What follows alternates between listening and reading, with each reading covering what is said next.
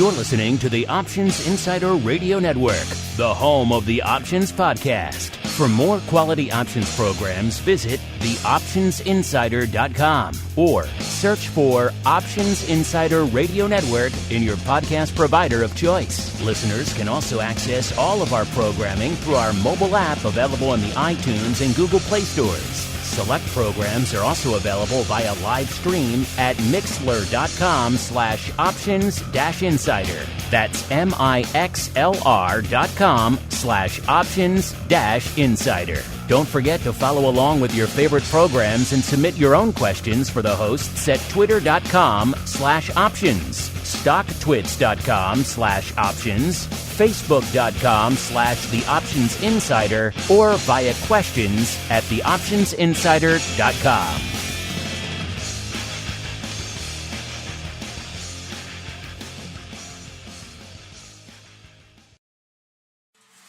Welcome to Volatility Views, the premier program for volatility traders. Each week, we'll take a deep dive into the world of volatility with in-depth analysis, trading activity reviews, strategy breakdowns, cutting-edge education, and much more. We'll also bring you exclusive conversations with the traders, researchers, and asset managers who are reshaping the volatility landscape. If it involves volatility, then you'll find it on Volatility Views.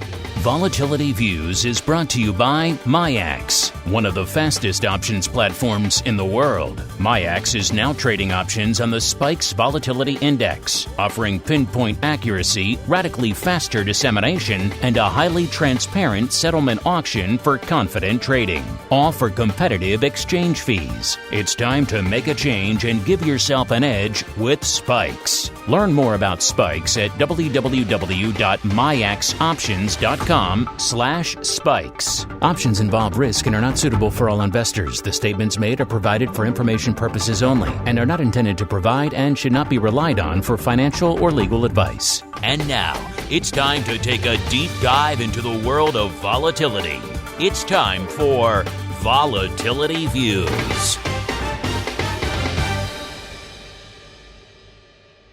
All right, everybody. That music means it is time once again for Volatility Views, the premier program for volatility traders. My name is Mark Longo from theoptionsinsider.com, as well as, of course, from this fine network upon which you're listening to this and all the other programs we put out throughout the week. Remember, if you like what you hear on the network, leave your reviews for your platform of choice, wherever you get it. Apple Podcasts, YouTube, Spotify, Stitcher, the app stores. A lot of you like to go to our app store now, grab our app. Either way, leave those reviews out there. We've seen a huge influx of new people pretty much every week these days, and so we want to keep that coming, and it's important these days, probably more than ever, to have a reliable source of content out there. So if you like what you hear, leave those reviews so other folks can continue to discover what you guys are already enjoying. Of course, keep those questions coming as well. We do love to hear from you guys. And let's see who we're hearing from on the old Vol Views panel today. First, I do believe we're going deep to the heart of Texas, where we are joined once again by the greasiest of meatballs, maybe soon to be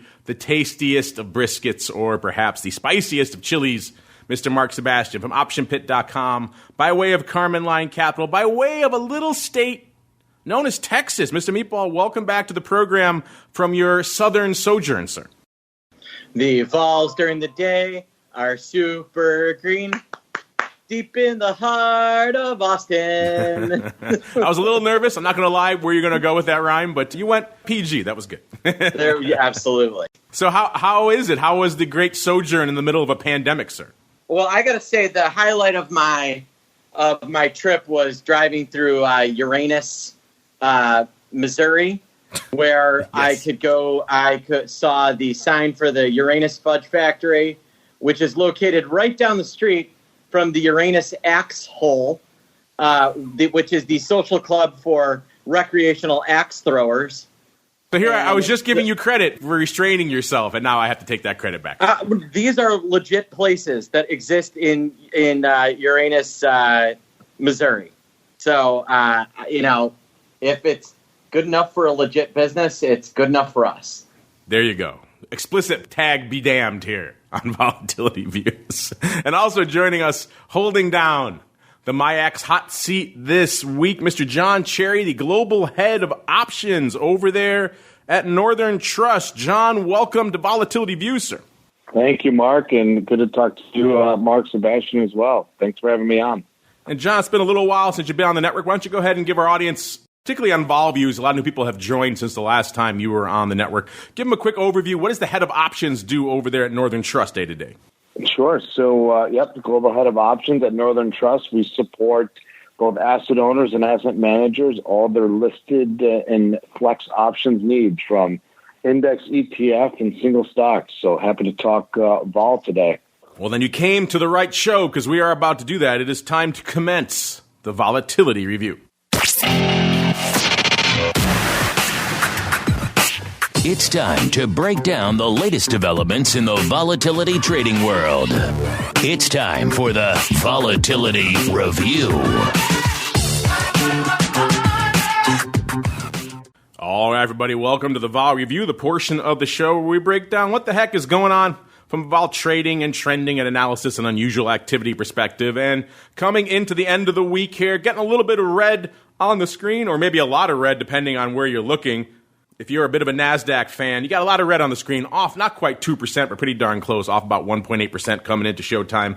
S&P, the Goldilocks yet again, off a little over 0.5%. And Dow, the laggard, pretty much unched, slightly red on the day, but not a heck of a lot of it. Of course, all this red on the screen, a lot of it prompted by the President of the United States actually testing positive for COVID-19 overnight. So that, of course, throwing markets into a bit of a tizzy. What does it mean when the leader of the free world has a potentially fatal disease heading into an election? All sorts of crazy speculation now flying hot and heavy out there, and the markets are reacting to it. Earlier in the day, we did see the indices and the vol products reflecting that. In fact, spikes until a little while ago was pretty much unched on the week, was hovering at about a 30. Now it's given up about a point of that. It's at about a 29. So it puts it up a tenth of a point, effectively unched from where it was this time last week. And VIX cash was looking really good for my crystal ball prognostication. I do believe I was at a 27.75. Yes, I was. And that was pretty much exactly a bullseye right before showtime. So I may have to claim an early victory there. Now we're coming in. We're at about a 20, a little bit shy of 27.5, about 27.40. That puts it down about 0.6 of a point, but still within a nice range of my crystal ball prognostication. So if the vol gods are listening, just keep it steady. Maybe tick it up a little bit right towards the end of the show. That would be perfect. And coming into showtime, we saw our old friend VVIX, which did yet again break 100 to the downside. Got almost to 95, about 96 and change in the middle of the week. Now back over 100 at about 103.8. Puts it up about 1.3 points. But most of these vol products are pretty close to unched from where they were this time last week. Now, of course, wait 5 minutes, that's all going to change, but still an interesting time here in the volatility space yet again, as it is pretty much every week here on the show. And John, you are our guest, so we'll give you pride of place, sir. Obviously, a lot must be lighting up your tape over there. In fact, I do believe the last time you and I chatted was down at the Risk Management Conference about a week or two before all this madness really popped off. That was in early to late February, I do believe, maybe early March, but sometime in that time frame, right before it all really hit the fan. So maybe before we even get into everything, Vol, catch us up. What have the last 6 months been like, particularly, the heart of the madness in March and April there, from a Northern Trust asset management perspective, sir? Yep. So, Mark, I got to be honest. You are my last in-person meeting I have had in 2020. A dubious distinction, certainly. Yeah. And so since then, the world's changed a handful of times since we last spoke. And what's fascinating is in working at Northern is just how we've been able to, like many institutions, but mobilize and keep our partners at Northern safe. We've managed quite well through the pandemic, still continuing with very little business disruption and servicing clients from our capital market seat. So quite proud of that. Anecdotally, on a personal level, I'm proud to say that my family and I are recipients of a COVID puppy through this as well. And so our household just got a lot busier through this. So got to do something to keep the kids sane, right? Yeah, exactly. Yeah, but it's funny. My crack producing team just reminded me RMC was March 2nd to 4th of this year. And you know how crazy it was back then, John? We were debating whether FIA Boca would go on a week later. That's just what the world was like back then, John. We were still debating whether we could have a large in-person gathering, and we were at one at the time. So, exactly. Yeah, now that just seems like such madness in hindsight. But, John, Northern Trust traditionally, I think, known as a little bit more of a staid clientele, so no panicking on the client front during the height of the, shall we say, volatility Armageddon of March and April, sir? No, I appreciate the question. What we've seen back in early spring throughout the summer and at more of a resurgence again is a lot of our clients being more tactical in how they look to navigate these markets.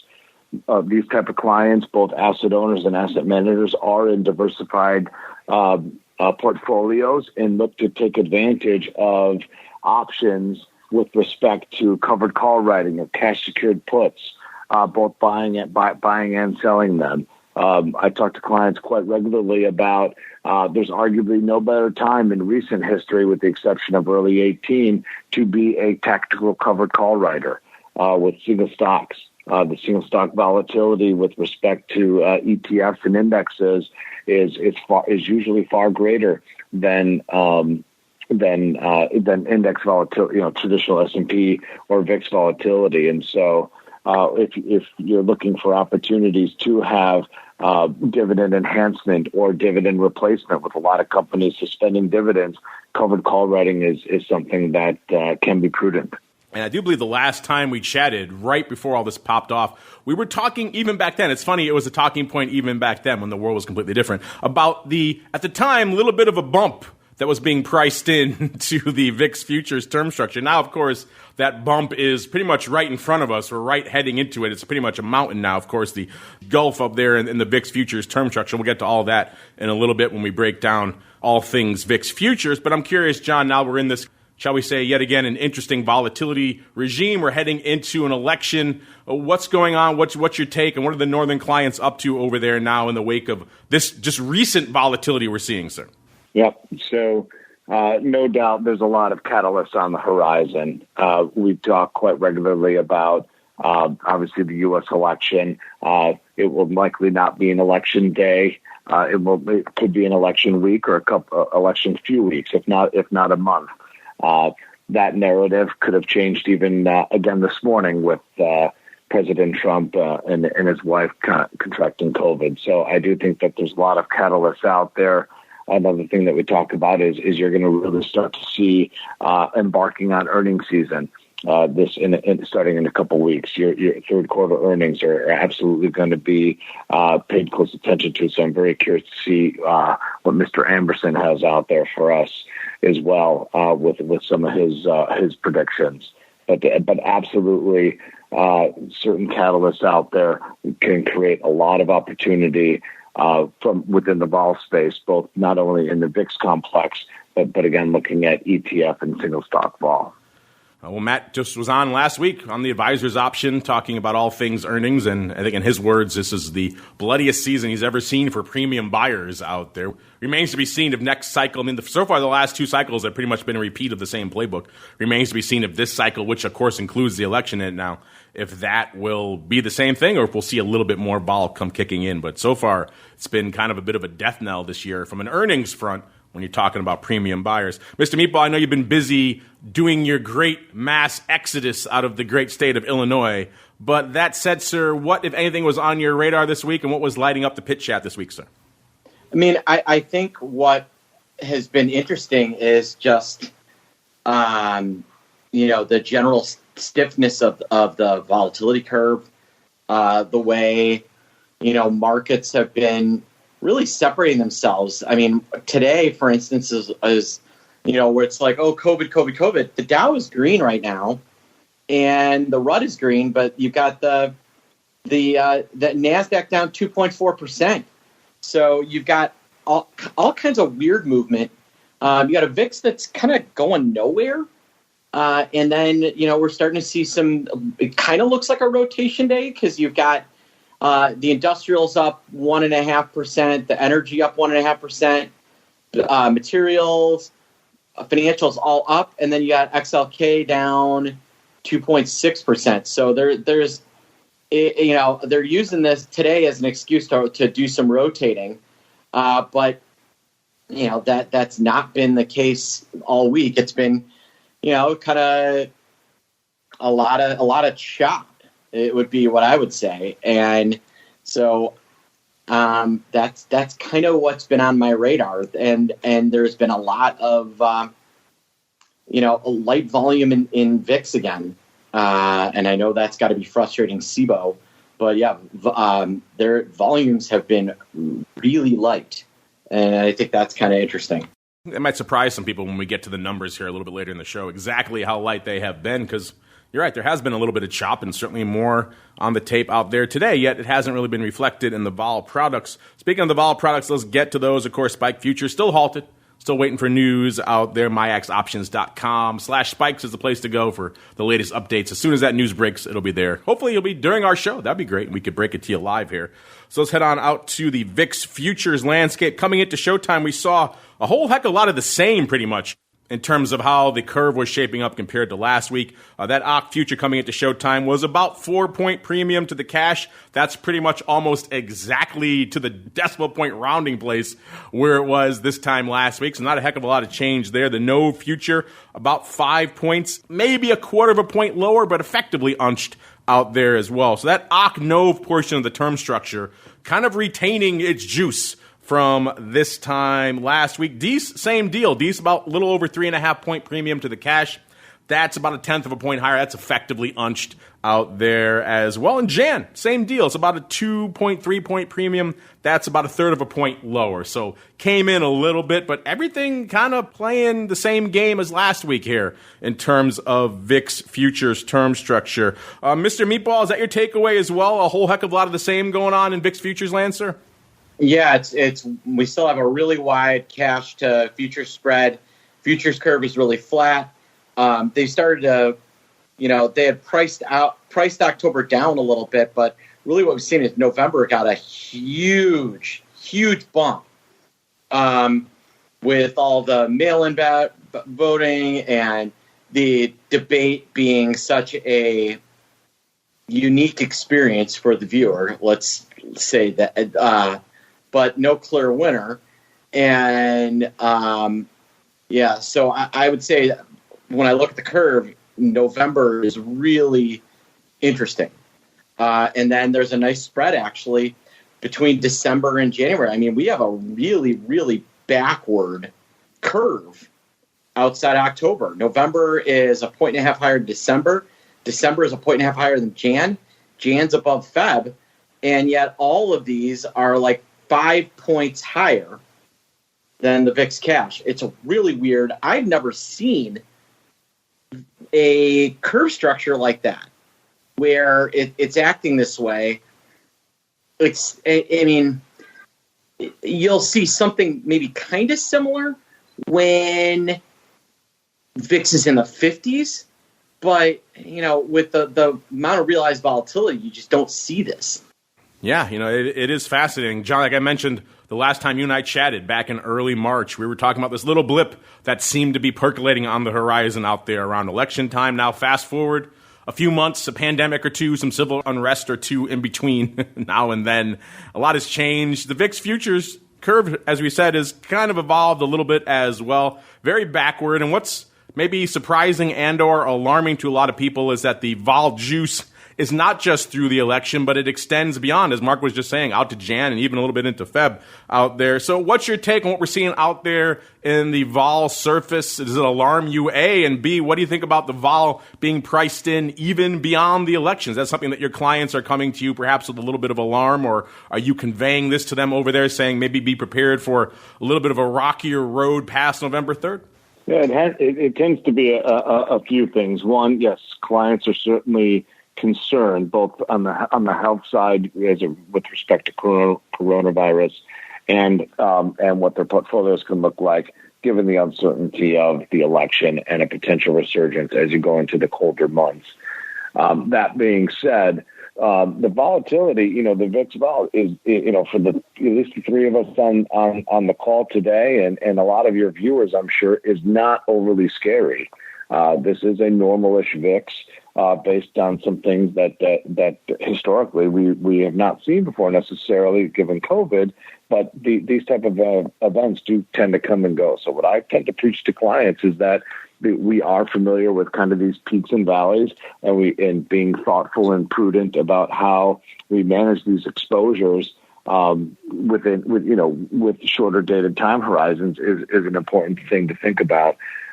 Most often, we don't really have a lot of clients going out and buying a bunch of protection with these slightly elevated levels. They tend to be more sellers of these type of events, as the risk premium built into both the puts and the calls is richer than normal. Been to one too many RMCs, John, a.k.a. the Risk Premium Harvesting Conference. Got all your clients lurking to the dark side, sir. Yeah, that's my plug for SEBO, so they're happy today. Yes, the Great Risk Premium Harvesting Event, that is RMC. Let's move on out to the option side of the vol space. Spikes options actually getting a little bit of a pickup this week. Maybe some retail starting to discover this again. They're saying, lack of futures be damned. We're going in full speed ahead because people are slinging a whole bunch of different stuff. We actually have a top 10 we could do out there again, which is kind of nice. We'll just do the top 5 really quickly here. NOV 23 is number 5 out there in Spikes land, followed by the OC 45 puts. Interesting strike selection out there. Pretty meaty puts.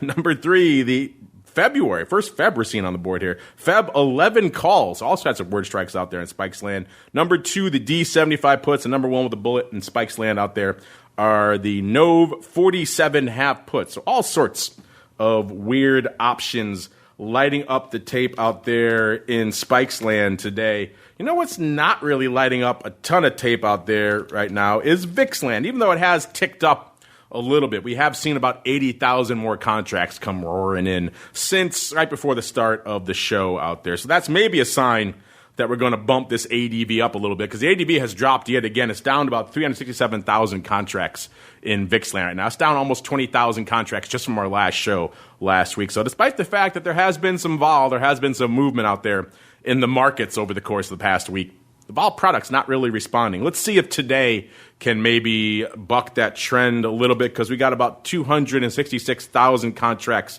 on the tape as of a few minutes ago. Again, it's about 80,000 more than there were to kick off the show. So again, maybe a sign that this vacillation out there in the broad indices and certainly the vol products may be driving a little bit of paper out there. Let's look to the top 10 in VIX land right now. It only cost you about 73,000 contracts to break into the top 10. So the OI out there is still light. That gets you to the OC 22 puts. Number 9, 76,000 of the OC 27 puts. Number 8, 79,000 of the DC 20 puts.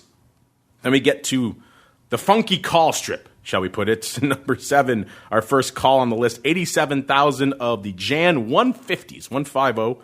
Number 6, 91,000 of the NOV 65 calls. Number 5, 98, almost 99K of the Jan 75s. Still 99K, 99.9K out there for number 4. Man, you can't break 100K to save your life out here. To the Jan 27s. Got to go all the way up to number 3 in VIX options line listeners to break 100,000. We get 102,000 of the Jan 40 calls. Numero dos here, $1.14 of the OC 28 puts. And number 1 with a very small, not even a 22, a BB this week are the OC 25 puts with 127,000 open. That's usually not enough to even get into the top 10 listeners. That shows you kind of how light things are still in VIX options land. About 5.4 million contracts outstanding, about 3.2 million on the calls, and about 2.2 million on the puts. So about a million more calls out there, but not even as call heavy as it usually is out there in VIX land. Like I said, coming into today, we have about 266,000 contracts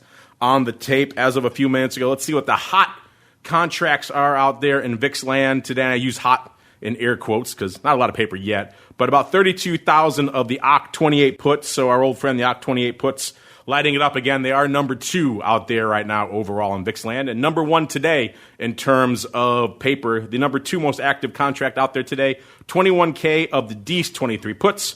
Numero trace here, we got the NOV 65s with almost 21,000, and then the OC 30 puts and the OC 70 calls, both with about 15,000 out there for the top 5 most active contracts in VIX land today. Let's move out to Thursday. Thursday, 445,000 contracts on the tape, so a little bit more robust out there. The most active contract yet again, OCC 28 put. People like that contract out there. About 40,000 almost exactly going up yesterday, followed by 25,000 of the OCC 37 halves, 24,000, almost 25,000 of the NOV 24 puts, and about 24,000 of the NOV 27 puts. Hold on, I'll do a top five. Why not? We'll go out to about 19,000 of the NOV 45 calls. Wednesday, a little bit lighter paper, 384,000 contracts on the tape.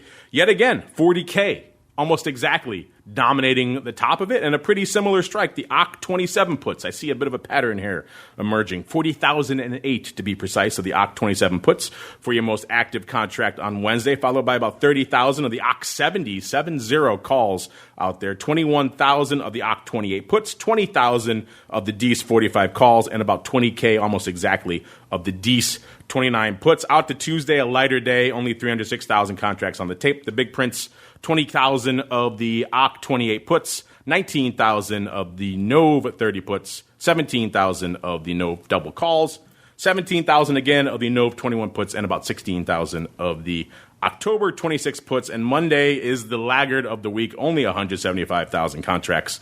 Not a lot of activity really to parse in that. The most active contracts, once again, the OCC 28 puts, about 15K. The OCC 26 puts with about 14K and about 10 grand of the NOV 25 calls. Mr. Meatball, anything catching your eye out there in VIX options land this week, sir?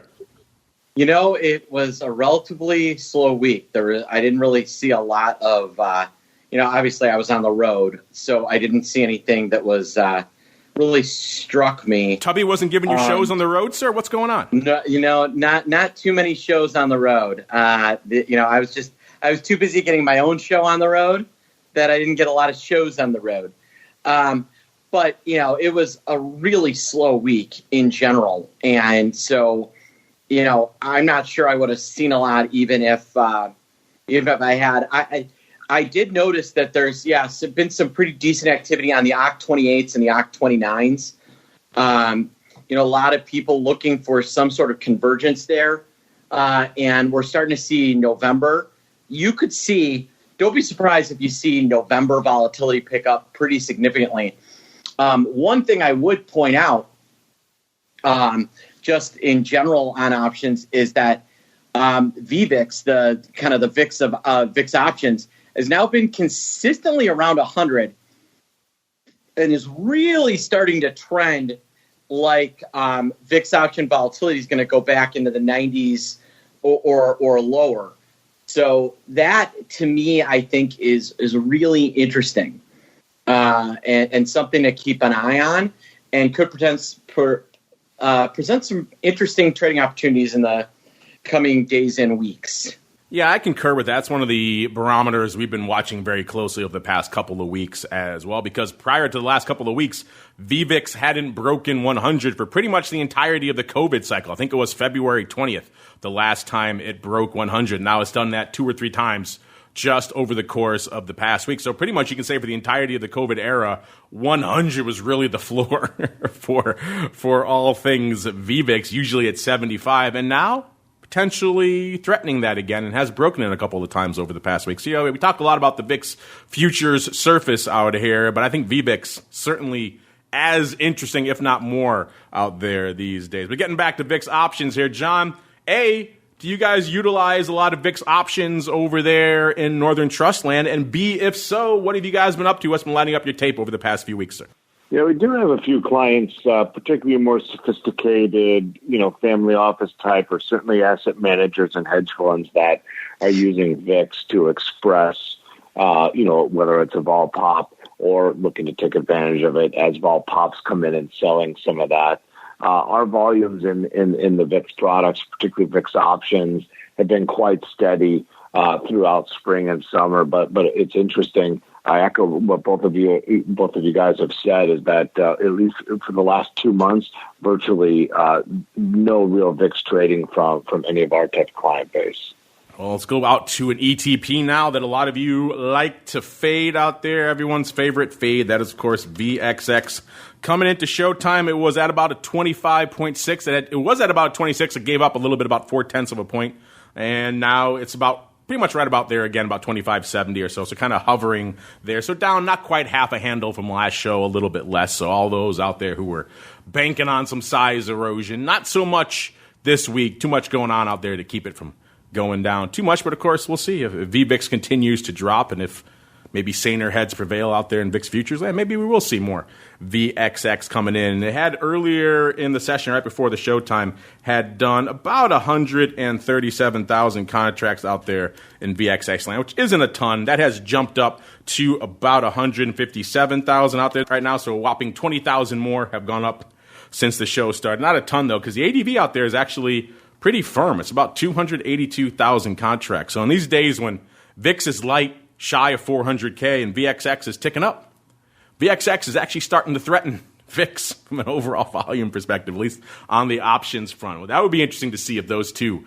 crossed, what that means for the vol space going forward. That's a bit of the tail wagging the dog out there. But interesting stuff nonetheless. VXX on the right trajectory, VIX on the wrong one. We'll see if those paths can convene, or perhaps if I have a feeling VIX will tick back up before that starts to happen. Coming into, as of a few minutes ago, the most active contracts out there in VXX were the OCT 25.5 puts, with about 8,000 on the tape, 7,800 of the OCT 25 puts, 7,700, bit of a trend volume-wise, of the OCT 26 calls, 5,800 of the OCT 27 calls, and 5,000 of the OCT 26 half calls. Before I get to the top positions, Mr. Meatball, you know what time it is now. It is time for our old friend, Where is Caldos? Maybe you've forgotten since you went to your southern sojourn, sir, but now is the time when you, and if John wants to play along, he is allowed to as well, certainly, you have to guess where the first call falls in our top 10 of the big positions, the large open positions out there in VXX right now. Calls, of course, being an indicator perhaps of the sentiment out there in VXX right now. So, Mr. Meatball, I will allow you to go first. Where in the top 10, so 1 to 10 is what I'm looking for, do you think our call falls this week, sir? 7. 7. Interesting. All right, John, I need you to restrain yourself. Do not cheat and look at the notes because the answer can be found there. And I need you to give me an answer, a guess, between 1 and 10 for where do you think the first call falls in the top 10 of VXX this week, sir? Mark stole my answer, but I'm gonna go with 8. All right, a 7 and an 8, both good guesses. I do believe it was 8 last week. This week, though, we're not messing around. Straight in, right off the bat, number 10. Is our first call. Oh, wow. It's the Jan 40 calls. That's the first time we've seen that in a while. Maybe perhaps a bit of an indicator of what's going on out there sentiment-wise in VXX, followed by number 9, 19, almost 20K of the OCT 24 puts. Then we go to number 8, 20,000, almost even of the NOV 60 calls. Number 7, 20,400 of the Jan 22 puts. Number 6, 20,800 of the NOV 21 puts. Number 5, 22K of the October 23 puts. Number 4, almost 25,000 of the Jan 15 puts. Numero trace here, 25, almost 26,000 of the NOV 17 puts. Number 2, 28K of the OCT 20 puts. Number 1 with the bullet, 29,700 of the NOV 30 calls. So number 10 and number 1, both in the call landscape. In fact, those are pretty much the only calls. Number 8 as well. So we got 3 calls. So it is, once again, 70-30 puts to calls. It has been that for a couple of weeks, but enough for number 10 out here. So unfortunately, no winner in our Where's Caldo game. About 1.6 million contracts outstanding in VXX land right now. So it's funny, even though the top 10 is very put heavy, outside of it, it's close. It's close to even, about 760,000 calls and about 830,000 puts out there, which is kind of interesting. UVXY, another product you guys like or don't like. I guess it kind of depends on, you know, my feelings on it. Not a huge fan, but hey, it's one of the last of the Mohegans out there, so let's put it into the rotation. The UVXY coming into showtime was at about a 20.8. That puts it down about almost 3/4 of a point from last week. The ADV out there actually down a little bit. We can talk about how it's been ticking up for a while. ADV and UVXY down a little bit this week to about 170. That's down about 7,000 from where it was this time last week. It's not a ton, but still not a ton on the tape either. Today, there was about 104,000 contracts coming into showtime. That has now bumped all the way up to a whopping 117 out there. It's not a ton lighting it up out there. The biggest print out there today, the OCT 22 calls with about 8,000 contracts open. Let's do a real quick top 5 out here, then I'll get your thoughts on all things UVXY. Number 5, 12,000 of the Jan 10 puts. Number 4, 15, almost 16,000 of the Jan 11 puts. Number 3 here, 21,000 of the Jan 14 puts. Numero dos here, 23, almost 24,000 of the Jan 13 puts. I'm seeing a bit of a trend here. And number 1 with the bullet out there, 34,500 of the Jan 12 puts. Mr. Meatball, your cohort there, the Rock Lobster and I, took a bit of a dim view on UVXY last week, but I know you're a little bit more charitable on it. So what's been lighting up your tape out there and the tape of your pit chatters in UVXY this week, sir? Yeah, it's, since kind of breaking 20, it's been bouncing around this level for a while. You do have some really, a pretty decent amount of contango priced into it right now, or backwardation, if you will. And so it's been, well, think about this. All right. The Jan 21 straddle. All right. Which is this is fascinating, right? The regular Jan straddle, the Jan 20 straddle. So this expires in 2.5 months, is $12. Think about that. So you can sell on a $20 stock, you can sell a $12 straddle. I just think that's incredible. That's a little rich. It's a little juicy. Now, you say that, and then you remember that, this thing went from $11 to $135 over the course of about a month. So, it's a very interesting product to trade, and that's one of the reasons why I do find it compelling, is that you have a lot of premium and a lot of richness in the option prices. Heck, the Jan 13 puts are $1.15. This is a $21 stock. So you're talking about basically a 50% kneecap in 2 months, and you're getting over $1 for the sale. So there is a lot of juice in UVXY, and I think it does, in fact, present some interesting trading opportunities. Interesting. John, I heard you chime in there. This is a product that is somewhat divisive. Folks either love it or love to hate it. Sounds like you have a viewpoint on it as well. What are your thoughts out there on all things UVXY, sir? As an individual, I love how Mark articulated it. It's absolutely not something that any of our clients traffic in. So I fall in the love to hate it category.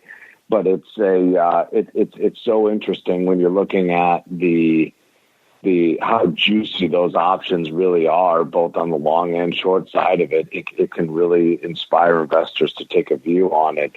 But I do caution, even how Mark even alluded to, that you really do have to be careful and thoughtful how you look to express those views. Yeah, I was going to say, in the Venn diagrams of Northern Trust and UVXY traders, I didn't see a lot of overlap there. I'm glad to see that some of those clients sitting in T-bills aren't also slinging away at some UVXY out there. Exactly right.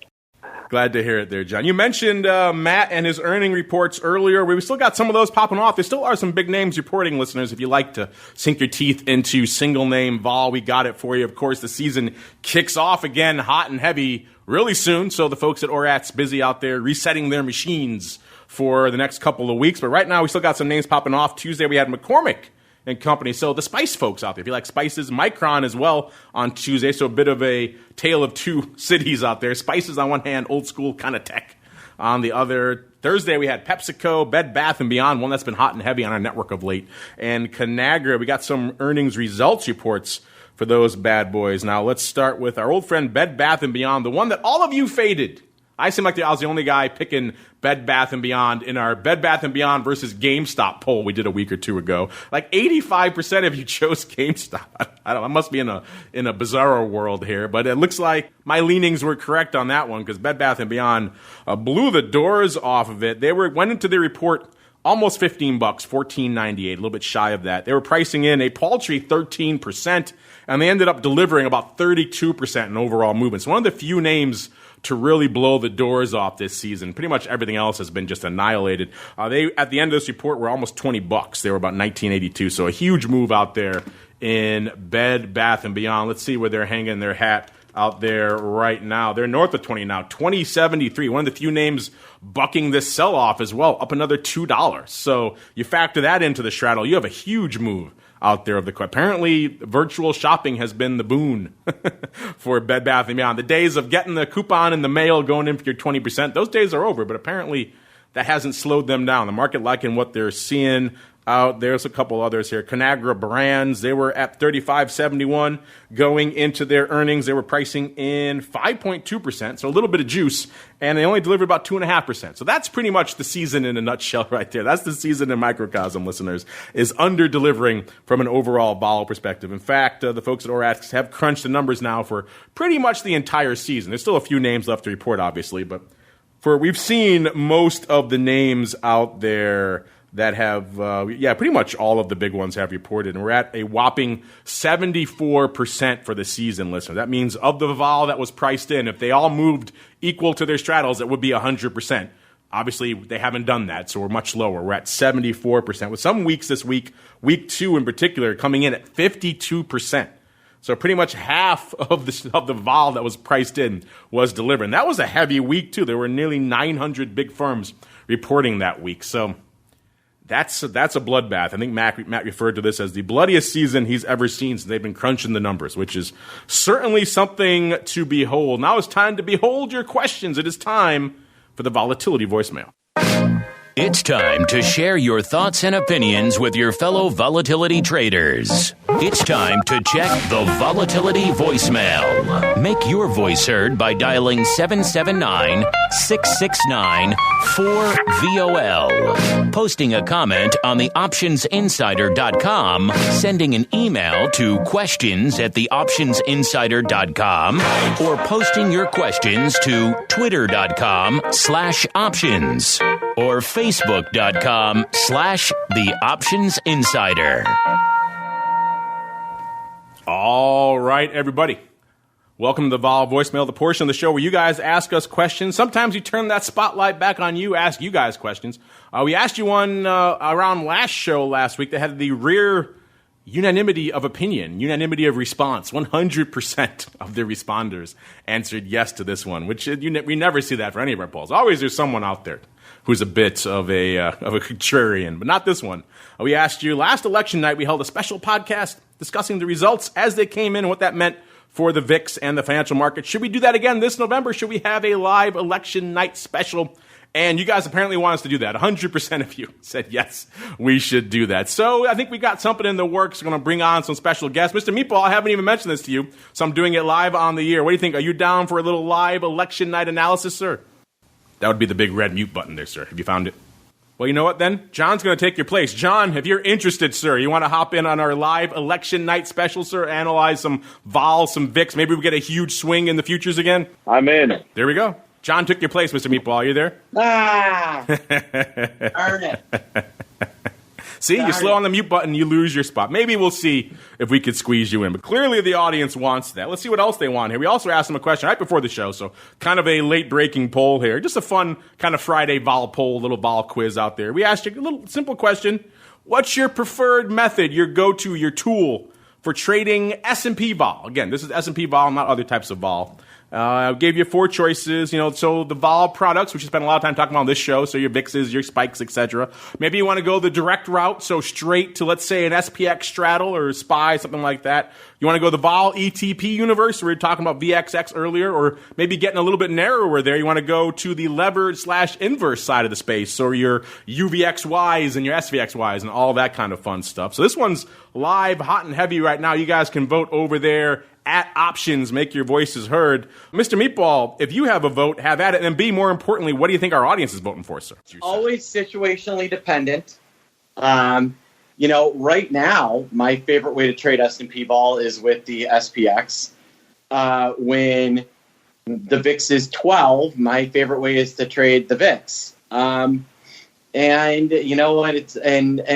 Or spikes. Those two. So it's very situationally dependent. But I can tell you that when they list those spike futures, I will be one of the first people to try and do a trade. I might have to race you to that one. But yeah, that will be a fun day for all. John, same question for you. If you have a vote, have at it. And then more importantly, where do you think our audience is hanging their hat right now, sir? Yeah, for purposes of how a lot of our clients use use S&P vol. SPX tends to be the most, win the most. And it is kind of for two reasons. One, kind of where the vol's pricing in kind of most of this year, and then also for the more favorable tax treatment. So a lot of our investors tend to like that. For purposes of your kind of audience, it's probably situational dependent, as Mark agreed, or as Mark mentioned. I do agree with that. But I would have to vote for SPX. Interesting. Our audience liking the direct route right now. They're going 60% right now for the direct vol choice of SPX or SPY. Only 26.7% going for the vol product landscape, so VIX or spikes. So interesting out there. The vol ETPs getting some love, 13%, and not a lot of love really at all for the levered or inverse products out there, which kind of goes back to my comments earlier I've said about things like UVXY out there. As juicy as it might be. All right, we got regular listener Tony Weber in the live chat chiming in. First off, he has amended your handle, Mr. Meatball. He now calls you the greasiest brisket. I'm not sure if a greasy brisket is a good thing. I guess a greasy meatball isn't the best thing either. He says, what do you think is the best VIX calendar or vertical strategy to take advantage of the election event? He also wants to know, are there any good VIX put strats? So he's got kind of a two for Mr. Meatball. But since you are invoked and you are now given the title of the greasiest brisket, what do you have to say for Tony here, Mr. Meatball? I would say that you could call me the juiciest brisket or the smokiest brisket. And smokiest would be better, definitely, yes. Yes. So that would be the direction I would go.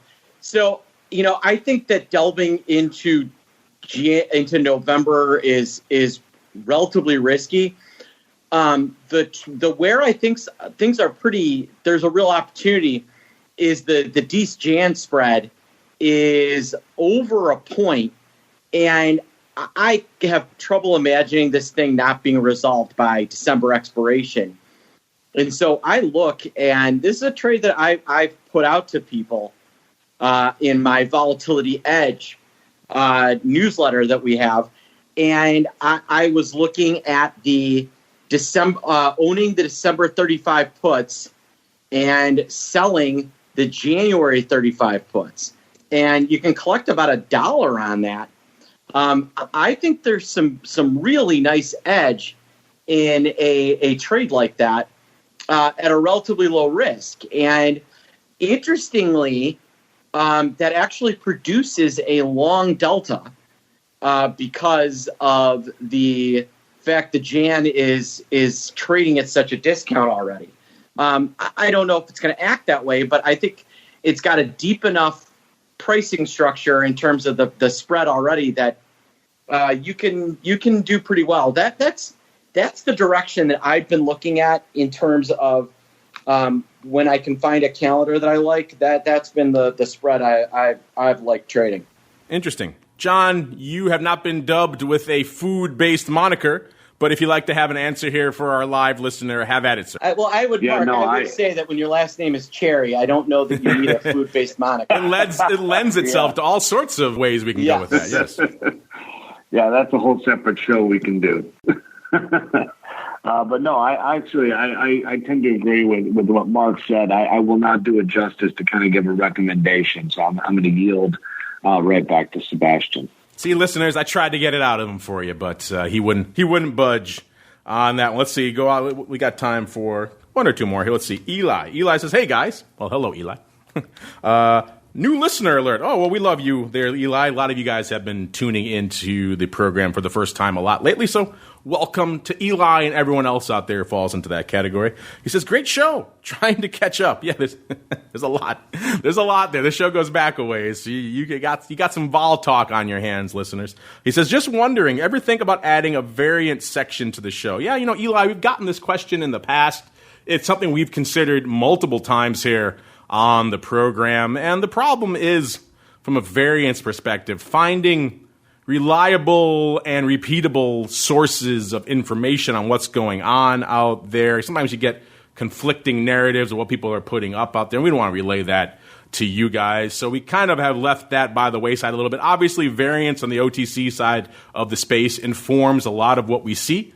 On the listed side, oftentimes the big trades and VIX and these other products have a OTC component to them as well. And sometimes we will speculate on what we think that is or what is driving that. But yeah, it's hard to get regular quality access to that. And also for a lot of you out there, if you come in particularly from the retail side to talk about, is VIX going up, VIX going down kind of thing, the OTC variance could be a little bit overwhelming. But we do have a hardcore audience there, and certainly on the institutional side, who likes to hear themselves some variance. So we do flirt with that every now and then, Eli, but the problem is we haven't really figured out a good way to do that reliably and consistently for you guys here on the program. But we always are experimenting with new ideas, and maybe that will become a part of the show going forward sometime in the future. All right, we got time. Let's do one more here. Geologic says, I think more money managers are starting to wake up to the potential of using volatility as a hedge for their clients' portfolios. If so, what are they using? Just the usual VIX calls?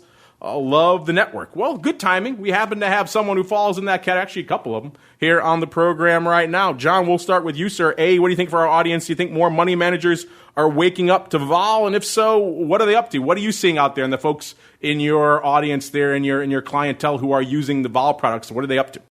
Yeah, I think it's a fair assessment. I wouldn't call it a trend at this point, but I do think some more of your sophisticated money managers are considering volatility not only as its own product or an asset class, but ways that they're using to incorporate them into a portfolio.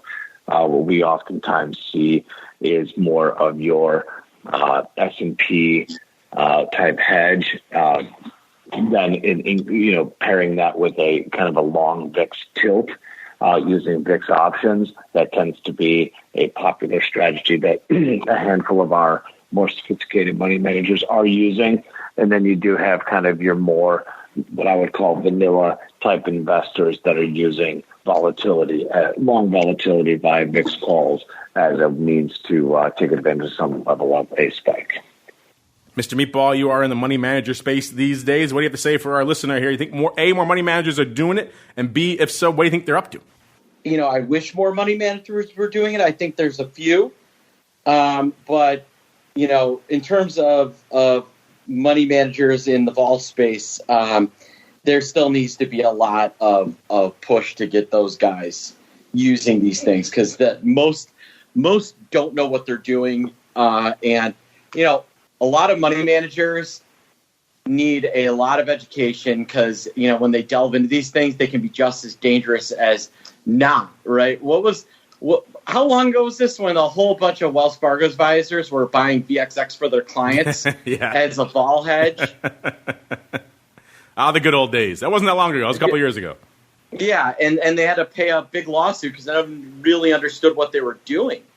And that is just...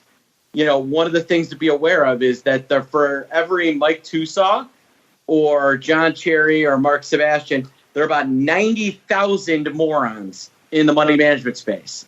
I found that, when you meet a money manager, about the only person less financially knowledgeable than them is their clients. That unfortunately is all too often the case. As we head on into our final segment, it is time for the crystal ball. It's time to peer into the future and reveal what the volatility gods hold in store. It's time to look into the crystal ball. Well, listeners, sometimes the vol gods, sometimes they look favorably upon us.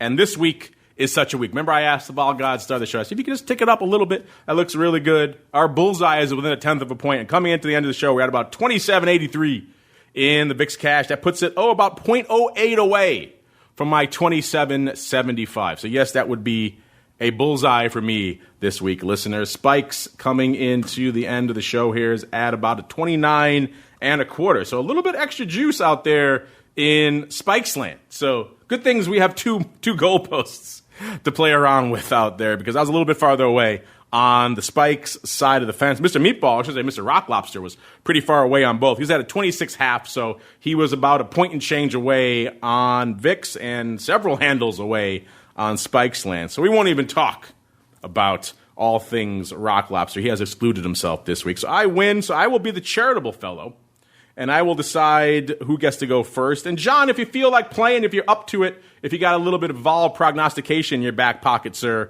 for this time next week, have at it, sir. Yeah, boy, I would love to. I'll predict. I'm curious to see what I can pull off here. I think we see a mid-30s handle by this time next week on VIX cash. So like a 35 then. Wow. Okay. Interesting. Yeah. That's the first 30 handle we've had in prognostication in some time here. That'll be interesting.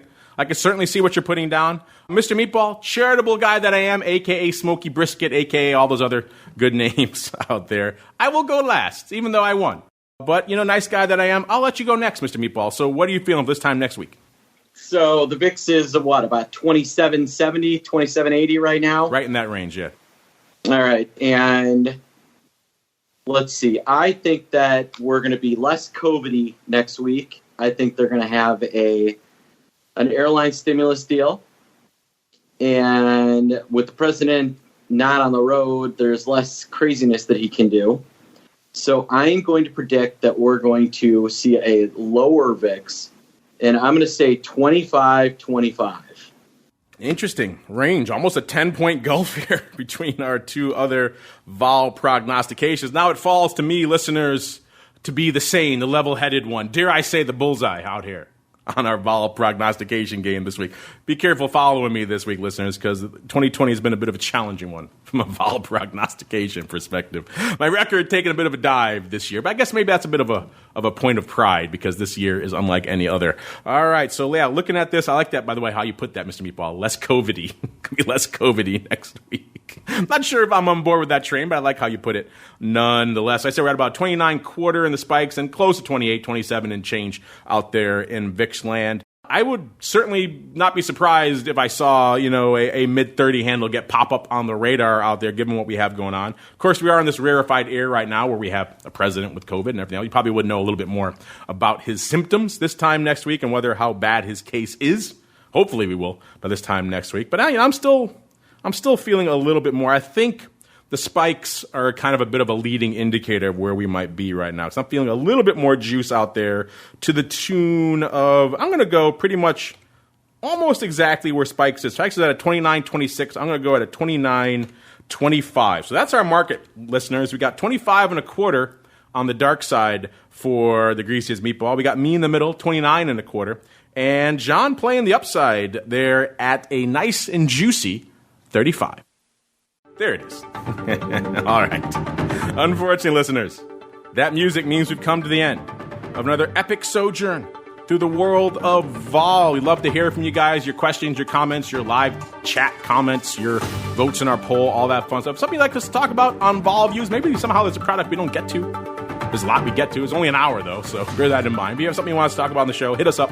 We do love to hear from you guys. Of course, your questions almost always welcome.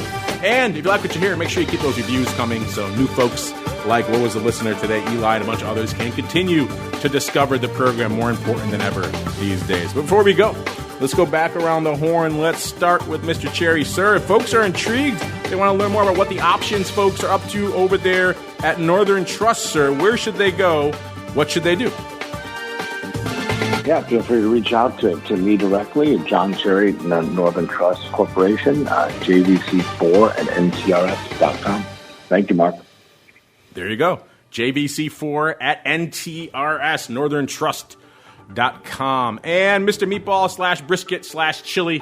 I know you've been on the road, but things are still going hot and heavy over there in the land of the pit. So what are you guys cooking up over there, and where should folks go to learn more? Yeah, go to optionpit.com, sign up for our newsletters. We put out great content almost every day on VIX, volatility, all kinds of amazing trading. So come and check us out.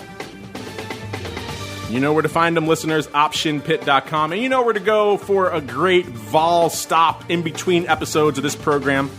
MIAXoptions.com/spikes, the place to go for all your quotes, all your data, all your historical stuff on all things spikes. A snazzy little 2-minute video explaining what the heck spikes is.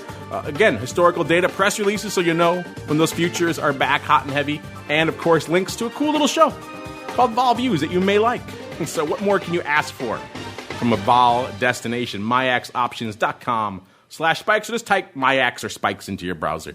You will find it. On behalf of our friends over there in MIAX land and John and the Greasy Meatball and indeed myself, I thank all of you out there for downloading, streaming, subscribing, sending in your questions, voting in our polls, listening live, all the fun stuff that you do. Keep it coming. And we'll see you back here on Monday. We kick it all off again on the option block all the way through to Friday and another episode of Volatility Views.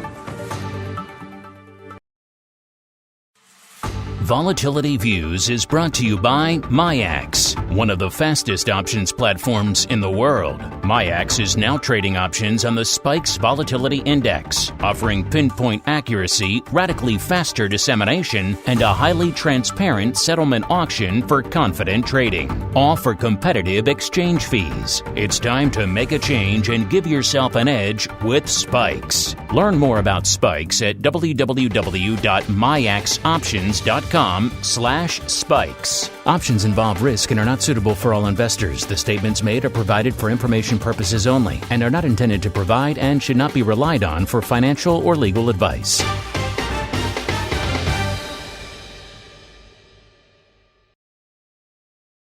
You're listening to the Options Insider Radio Network, the home of the Options Podcast. For more quality options programs, visit theoptionsinsider.com or search for Options Insider Radio Network in your podcast provider of choice. Listeners can also access all of our programming through our mobile app available in the iTunes and Google Play stores. Select programs are also available via live stream at mixlr.com/options-insider. That's mixlr.com/options-insider. Don't forget to follow along with your favorite programs and submit your own questions for the hosts at twitter.com/options, stocktwits.com/options, facebook.com/theoptionsinsider, or via questions at theoptionsinsider.com.